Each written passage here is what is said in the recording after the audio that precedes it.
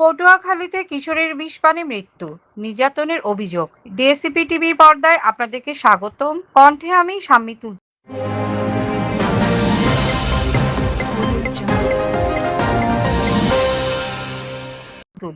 পটুয়াখালীর ইটবাড়িয়া ইউনিয়নের গোপখালী ৩ নম্বর ওয়ার্ডে জান্নাতি নামে এক কিশোরীর বিষপানে মৃত্যুর ঘটনায় এলাকায় চাঞ্চল্যের সৃষ্টি হয়েছে। স্থানীয় সূত্রে জানা যায়, পারিবারিক নির্যাতনের শিকার হয়ে জান্নাতি বিষপান করেন বলে অভিযোগ উঠেছে। এ বিষয়ে জান্নাতির বাবা মোহাম্মদ মিজান হাওলাদার ও পরিবারের সদস্যরা নির্যাতনের অভিযোগ অস্বীকার করেছেন। তাদের দাবি, বিষপানের পর জান্নাতি তাদের জানিয়েছিলেন যে তার একটি সম্পর্ক রয়েছে এবং তিনি পছন্দের ব্যক্তিকে বিয়ে করতে চেয়েছিলেন। অন্যদিকে সংশ্লিষ্ট যুবকের পরিবার জানায়, জান্নাতি বা তার পরিবার কখনো তাদের কাছে বিষয়টি নিয়ে আসেনি। স্থানীয় কয়েকজন বাসিন্দার অভিযোগ, বিষপানের পরও সময়মতো চিকিৎসার ব্যবস্থা না করায় পরিস্থিতির অবনতি ঘটে। স্থানীয়দের ভাষ্য মতে, সকালে বিষপান করলেও জান্নাতিকে কয়েক ঘন্টা পর হাসপাতালে নেওয়া হয়।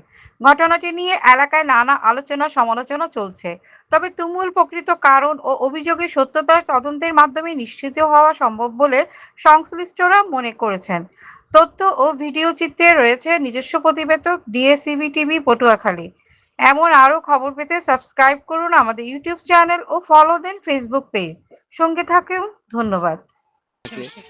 মেয়ের বাবা মার কাছে মেয়ে মরে যাওয়ার আগে যে বলে গেছে যে আমার মৃত্যুর জন্য দায়ী থাকবে বাচ্চা এবং বাচ্চার বাবা মা, এই বিষয়ে আপনি কি বলবেন? এখান থেকে নিচে আপনার কথা বলতে পারেন, এখান থেকে তো আপনার আরো ফেলে করলেন 2-3 জন, কিন্তু আপনি সে মরা মানুষের কথা বললো কেন? এরা তো নেই, কিন্তু বিষ খাওয়ার পরবর্তী টাইমটাই বলে দিয়ে গেছে, মানে বিষ খাওয়ার পরবর্তী যে সময়টা জিজ্ঞেস করছে তুমি কেন বিষ খেয়েছো, তখন নাকি এই কথাবার্তাগুলো বলেছে।